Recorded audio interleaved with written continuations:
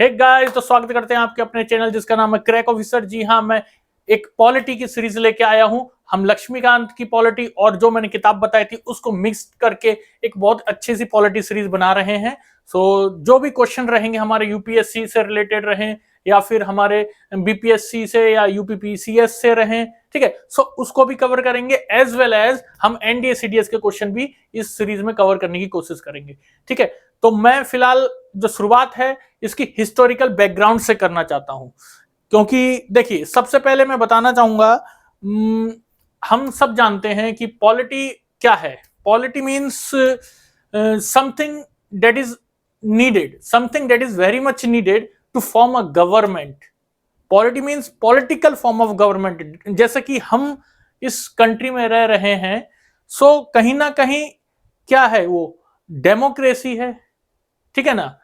Democracy means where the authority belongs to the people, for the people, by the people.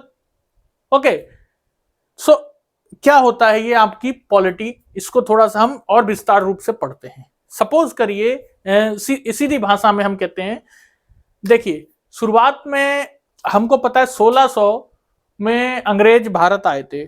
हालांकि 1498 से Europeans like पुर्तगाल, Dutch वगैरह भारत में व्यापार के लिए खास करके लिए आया करते थे, और उससे भी पहले अरब्स हो गए या और भी दूसरे देश के व्यापारी व्यापार करने के लिए आते थे, क्योंकि भारत जो है शुरू से ही एक सर्वगुण संपन्न, जिसको कहते हैं ना, आपके हीरे जवाहरात से लेके मसालों से लेके हर चीज हमारे भारत में उपलब्ध था।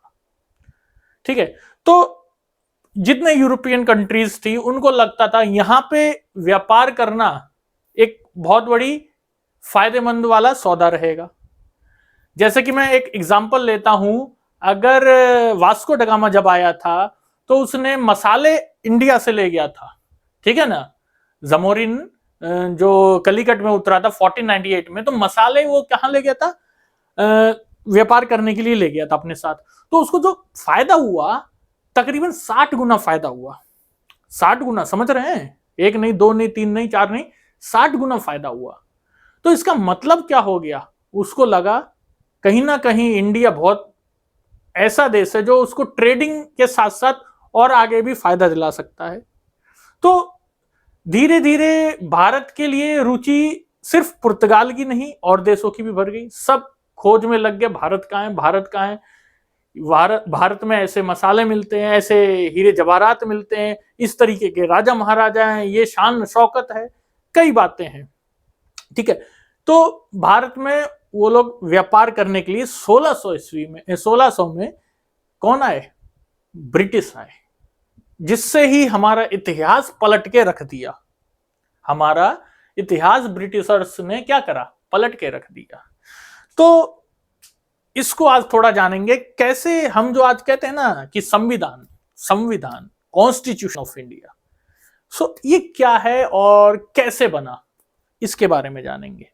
देखिए, अगर बात करते हैं, मैं बता चुका हूं, पॉलिटी मीन्स होता है कोई एक अच्छी गवर्नमेंट बनाना, ताकि देश हो या कोई एक रीजन हो, उसको एक बेहतरीन ढंग से चलाया जाए। ठीक है ना। सपोज करते हैं, जैसे बात करते हैं कॉन्स्टिट्यूशन की, ठीक है, कॉन्स्टिट्यूशन क्या है, वो भी एक क्या है, एक तरीके के नियम और कानून ही तो हैं। अगर कोई चोरी करता है तो उसके नियम अलग हैं, ठीक है, उसकी किताब अलग बना दी गई है, आईपीसी वगैरह। ठीक है, अगर किसी के क्या बोलते हैं, फंडामेंटल राइट हो गए, फंडामेंटल ड्यूटीज हो गई, या और भी कई चीजें हो गई, ठीक है, उनमें फंडामेंटल राइट्स का सपोज मान लीजिए कहीं वायलेशन होता है, तो कुछ नियम ऐसे बनाए गए हैं, वो अपने जो मौलिक अधिकार है उनके लिए कोर्ट जा सकता है, कोर्ट का दरवाजा खटखटा सकता है, फिर कोर्ट उनकी सुनवाई करेगी, मदद करेगी। तो कई नियम कानून बनाए गए हैं। वो एक किताब जो है, ठीक है ना, उसमें वो सब गठरी बांध के रख दिए गए ये नियम कानून, और उन्हीं का पालन हो रहा है।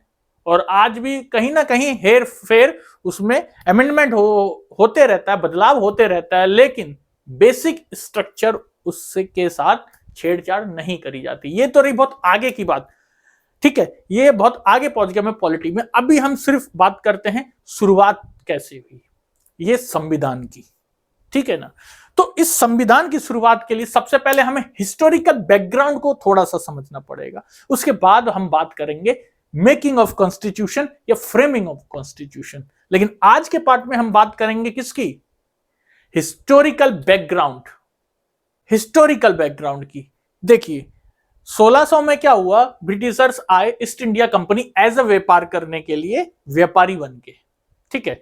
सो उनको राइट मिला, यहां पे आए, मुगलों ने उन्हें अधिकार क्षेत्र दे दिए, अधिकार दे दिया, दीवानी दे दी, ठीक है। उन्होंने यहां पे व्यापार करना चालू कर दिया। धीरे धीरे समय बीतता गया, एक समय ऐसा आया 1857 की क्रांति, क्योंकि अंग्रेज ने क्या करा था, धीरे धीरे वो आए व्यापारिक दृष्टिकोण से, लेकिन उन्होंने इसको हथियाने की सोची कि अब कि इस देश को हम हथिया ले, हम इस पे कब्जा करें और हम इस पे हुक्म चलाएं। तो इस तरीके से उनकी रणनीति बन गई और इससे कमाई करें, ठीक है ना। तो ये रणनीति थी उनकी। तो 1857 में क्राउन रूल आया, ठीक है ना। तो उसके बाद से जो ईस्ट इंडिया कंपनी थी वो उसका नाम बदल के क्राउन रूल रख दिया गया, और ब्रिटिशर्स की जो सीधे सीधी जो अथॉरिटी पावर थी क्या बोलते हैं आपकी, क्वीन के हाथ में आ गई। पहले सिर्फ एक कंपनी थी ये, ठीक है ना। तो क्या हुआ, जब आजादी तक हम पहुंचे, अभी बहुत स्किप कर रहा हूं मैं इसको, एक एक पॉइंट, क्योंकि हम हिस्ट्री में जाएंगे तो वो पार्ट हिस्ट्री का है, हम हिस्ट्री में कवर करेंगे, पॉलिटिकल पार्ट है वो यहां कवर कर रहा हूं मैं। तो आजादी के समय क्या हुआ, कई नेता थे, कई पॉलिटिकल लीडर्स थे, सो सबकी अपनी अपनी इच्छाएं थी, क्योंकि सब जैसे हो गए आपके एम.एन. रॉय हो गए, महात्मा गांधी हो गए, जवाहरलाल नेहरू हो गया, आईएनसी होगी, इंडियन नेशनल कांग्रेस होगी। सो ये सब की डिमांड धीरे धीरे थी कि कॉन्स्टिट्यूशन या कॉन्स्टिट्यूएंट असेंबली भारत के लिए होनी चाहिए। फिर आगे आगे बदलाव हुआ, ये तो आगे की बात है, लेकिन अब मैं बताता हूं इसका हिस्टोरिकल बैकग्राउंड क्या रहा। सबसे पहले हिस्टोरिकल बैकग्राउंड जानने से पहले हम यहां पे एक चीज मैंने लिखी होगी, ध्यान देंगे आप, governor of Bengal, governor general of Bengal कैसे बदलाव हुआ, एक बार इसको हम थोड़ा सा देख लेते हैं टाइम अनुसार, ठीक है ना। तो यहां लिखा है गवर्नर ऑफ बंगाल जब आ चुके थे, ईस्ट इंडिया कंपनी का, सॉरी ईस्ट इंडिया कंपनी का टाइम चल रहा था, ठीक है, इंडिया में। तो 1757 से और 1773, ध्यान रखना ये डेट जो मैंने लिखी है 1757, ये क्या था, बैटल ऑफ पलासी, आपको पता होगा।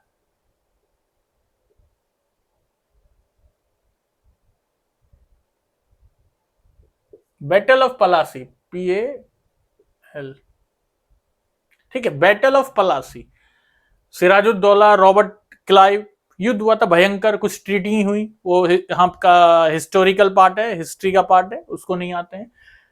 तो उस समय क्या हुआ, इस समय से क्या हुआ, इस समय से गवर्नर ऑफ, सॉरी यहां लिख चुका हूं, गवर्नर ऑफ बंगाल नियुक्त किया गया। तो उस समय कौन था पहला, अगर बात करूं फर्स्ट की, कौन था वो, रॉबर्ट क्लाइव। 1757 से कब तक रहा, जब तक रेगुलेटिंग एक्ट नहीं आया। अभी इसके बारे में हम बात करेंगे, रेगुलेटिंग एक्ट के बारे में भी। जो रेगुलेटिंग एक्ट था ये क्यों बनाया गया, क्योंकि भ्रष्टाचार कुछ ज्यादा ही बढ़ रहा था, जो जिसका मन चल रहा था वो अपने रीजन, जिसको जहां का अगर गवर्नर भी बन रहा है या फिर उसको छोटा सा कोई दीवानी की राइट मिल रही है, तो वहां से वो करप्शन बहुत हो रहा था, और सीधा सीधा ईस्ट इंडिया कंपनी को भी उसका बेनिफिट नहीं मिल पा रहा था, वो पर्सनल खाते में समझ लीजिए एक तरीके से पूरा बेनिफिट ले रहा था। तो कहीं ना कहीं ट्रांसपेरेंसी भैया ईस्ट इंडिया कंपनी को भी चाहिए थी, और उस ट्रांसपेरेंसी के लिए नए से नए एक्ट, नए से नए कानून बनाए गए, ठीक है। तो जिसमें से पहला था रेगुलेटिंग एक्ट ऑफ 1773। तो ठीक है, तो रॉबर्ट क्लाइव मैंने बताया क्या थे, बैटल ऑफ पलासी के टाइम से जब ब्रिटिशर्स उस समय क्या था, सिराजुद्दौला और इनमें बहुत बड़ा भयंकर युद्ध हुआ था, ठीक है ना, तो तब से गवर्नर ऑफ बंगाल बन गए थे रॉबर्ट क्लाइव। लास्ट का मतलब क्या हुआ, 1774 पे जब रेगुलेटिंग एक्ट आया, ठीक है, जब रेगुलेटिंग एक्ट आया तो 1833 तक, पहला अगर 1774 की बात करूं, जो लास्ट होगा वही तो पहला बनेगा, तो वॉरेन हेस्टिंग, ये विलियम नहीं, वॉरेन हेस्टिंग है, हेस्टिंग, डब्ल्यू हेस्टिंग फर्स्ट, और जो लास्ट था बेंटिंग, विलियम बेंटिंग। तो ये 1833 में ही तक क्यों रहे, क्योंकि फिर क्या हुआ, एक्ट, देखिए एक्ट तो वैसे भी आते हैं, regulating act of 1773, Pitt's India act, उसके बाद आपके कई चार्टर्ड एक्ट आए, ठीक है ना, तो ये था थर्ड चार्टर्ड एक्ट था। जब ये एक्ट आया गया तो 1834 से क्या हो गया, जो मैं बता दूं, 1830, देखिए पहले क्या था, 1757 से 1773 तक गवर्नर ऑफ बंगाल चलता था, लेकिन जब 1773 पे रेगुलेटिंग एक्ट ऑफ 1773 आया तो गवर्नर जनरल ऑफ बंगाल बना दिए गए, कौन, गवर्नर ऑफ बंगाल, ठीक है, और 1774 से 1833 पे यानी थर्ड चार्टर एक्ट तक आपके जो वॉरेन हेस्टिंग उस समय पहले थे 1774 में, कौन, गवर्नर जनरल ऑफ बंगाल, उसके बाद ये कब तक चले, लास्ट में जो विलियम बेंटिक था यहां तक ये रहे क्या, गवर्नर जनरल ऑफ बंगाल। लेकिन 1834 में जब चार्टर्ड एक्ट पास हुआ थर्ड वाला, तो उस समय गवर्नर जनरल ऑफ बंगाल थे वो बन गए गवर्नर जनरल ऑफ इंडिया। तो 34 कब रहे, 1857 तक क्राउन रूल, क्राउन रूल, सीधा सीधा जो शासन था रानी के हाथ में आ गया, ठीक है ना, तो यहां पे विलियम बेंटिक थे, उसके बाद लॉर्ड कैनिंग, कैनिंग, ठीक है ना, लॉर्ड कैनिंग, ये रहे 1857 तक। उसके बाद बात करते हैं 1857 पे जब क्राउन रूल आया तो 58 से 1947 अराउंड तक, 1947 अराउंड तक वाइसरॉय ऑफ इंडिया की पोस्ट आ गई, ये चेंज करके गवर्नर जनरल चेंज करके पोस्ट क्या बन गई, वाइसरॉय ऑफ इंडिया। सो अगर बात करूं 1858 में कौन था पहला, पहला वाइसरॉय कौन था, लॉर्ड कैनिंग, और 1947 में लास्ट का वाइसरॉय कौन था, लॉर्ड माउंटबेटन, माउंटबेटन, ठीक है ना। और फिर बात करते हैं governor general of independent India कौन हुआ, क्योंकि लॉर्ड माउंटबेटन ही एक ऐसे गवर्नर वाइसरॉय थे जो इंडिपेंडेंस हो गया, इंडिपेंडेंट हो गया इंडिया, तो उसके बाद भी रहे, तो ये कहा जा सकता है कि governor general of independent India भी कौन थे, लॉर्ड माउंटबेटन।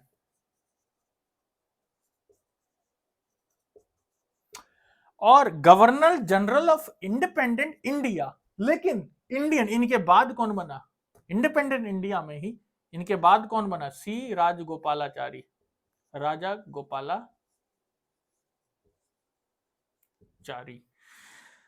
तो देखिए इसको हमें बिल्कुल एक याद कर लेना है इस तरीके से, गवर्नर ऑफ बंगाल 1757 से 1773 तक कौन रहा, Robert Clive, Warren Hastings. Governor general of Bengal सबसे पहला 1774 से 1833 थर्ड चार्टर्ड एक्ट तक कौन रहा, आपके क्या नाम है, वॉरेन हेस्टिंग से बेंटिक। उसके गवर्नर जनरल ऑफ इंडिया कौन रहा, क्योंकि क्या जब भी मैं ये चेंज कर रहे हैं ना, डेट मींस क्या हो रहा है, ये वाला ये बन जा रहा है, यानी governor general of Bengal governor general of India बन जा रहा है, governor general of India viceroy of India बन जा रहा है, ठीक है ना।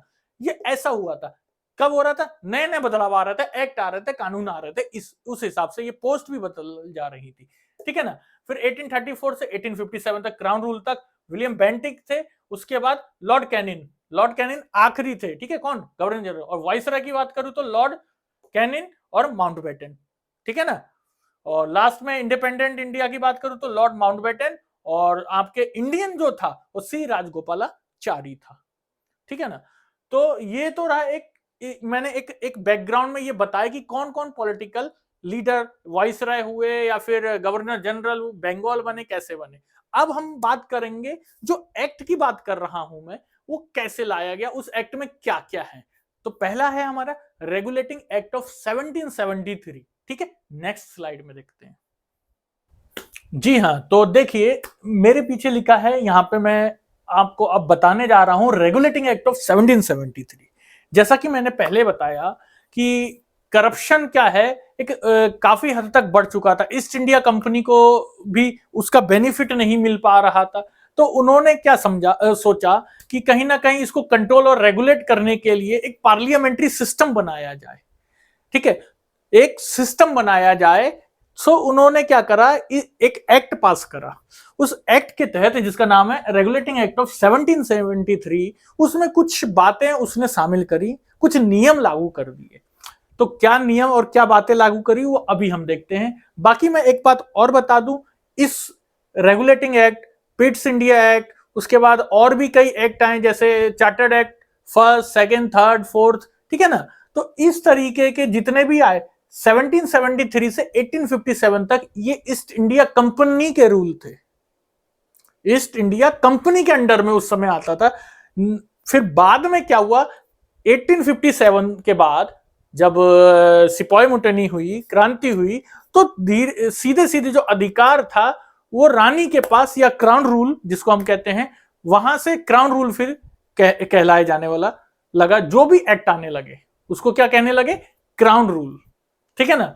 तो रेगुलेटिंग एक्ट ऑफ 1773 इसको देखते हैं। देखिए मैं बता दूं इसका मेन फंक्शन क्या था। ये इसलिए बनाया गया, ये एक्ट को पास करा गया ताकि कंट्रोल एंड रेगुलेट यहां के जो भी अफेयर्स हैं, external affairs of East India Company. So इसके लिए क्या किया, एक पार्लियामेंट्री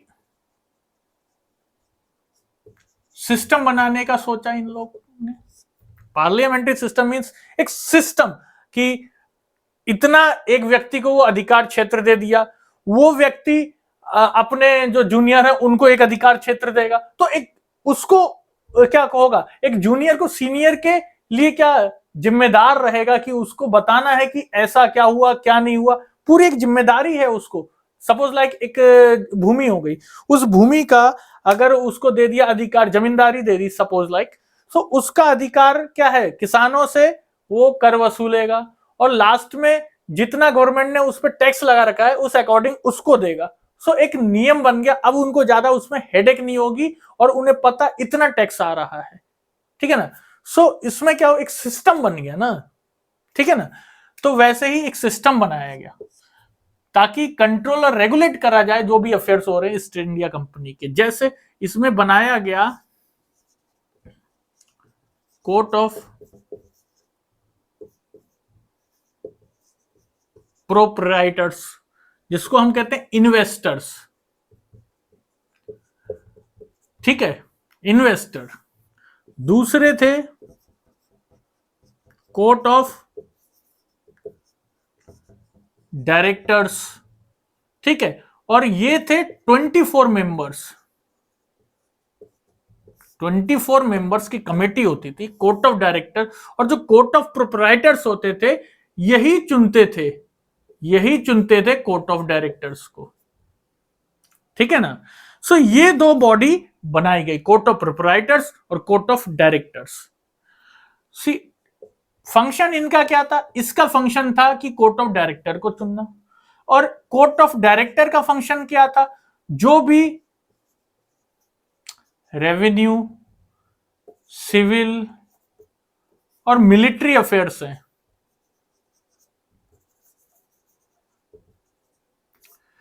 कर से संबंधित मामले हो, सिविल से संबंधित मामले हो और मिलिट्री से संबंधित मामले हो, इनको देखरेख करना एक कोर्ट ऑफ डायरेक्टर्स के अंडर में आता था। तो ये कुछ एक्ट में ये नियम पास बनाए गए, ये नियम पास करे गए। ठीक है, तो इसमें एक बात और थी, देखिए क्या हुआ था, गवर्नर ऑफ बंगाल क्या हो गया था, ये जो पोस्ट थी वो किसमें चेंज कर दी, गवर्नर जनरल ऑफ बंगाल में। तो पहला कौन था, वॉरेन हेस्टिंग था, गवर्नर जनरल ऑफ बंगाल। तो इसमें क्या कर दिया गया, इसमें एग्जीक्यूटिव काउंसिल में, इनकी एग्जीक्यूटिव काउंसिल में 4+1 मतलब 5 मेंबर की एग्जीक्यूटिव काउंसिल भी बना दिया गया। एक पहले जो गवर्नर ऑफ बंगाल था केवल वही मेन बॉडी था, लेकिन अब क्या करा, इसकी हेल्प के लिए एक एग्जीक्यूटिव काउंसिल बना गई जिसमें 4 एग्जीक्यूटिव मेंबर जोड़ दिए गए, ठीक है ना। एक governor general of Bengal, 4 member हो गए, ठीक है ना। और 24 जो मेंबर थे वो कोर्ट ऑफ डायरेक्टर्स थे, ठीक है ना, वो ये अफेयर्स देखते थे। उसके बाद इसी में क्या हुआ, 1774 में सुप्रीम कोर्ट इस्टेब्लिश्ड करा गया कलकत्ता में, ठीक है। और सर एलिजा एम्पे कौन बने, first chief justice, first chief justice बने कहां के, सुप्रीम कोर्ट एट कलकत्ता। तो ये बातें याद रखनी है हमें। तो रेगुलेटिंग एक्ट में क्या था, ये कुछ बातें थी, ये याद रखनी है, समझ रहे हैं आप। तो आज के लिए इतना ही। अब इसमें क्या है, कंपनी रूल में और भी कुछ पिट्स इंडिया एक्ट है, फिर आपके चार्टर्ड एक्ट हैं, ठीक है। तो इनको हम नेक्स्ट डे कवर करेंगे। उसके बाद हमारा क्राउन रूल है, तो तब जाके हमारा हिस्टोरिकल बैकग्राउंड होगा समाप्त, ठीक है ना। और हिस्टोरिकल बैकग्राउंड होने के बाद फिर हम बात करेंगे intro of constitution, framing of constitution, ठीक है ना। तब हम आएंगे कॉन्स्टिट्यूशन में, धीरे धीरे बात करते हैं। तो तब तक के लिए धन्यवाद, जय हिंद।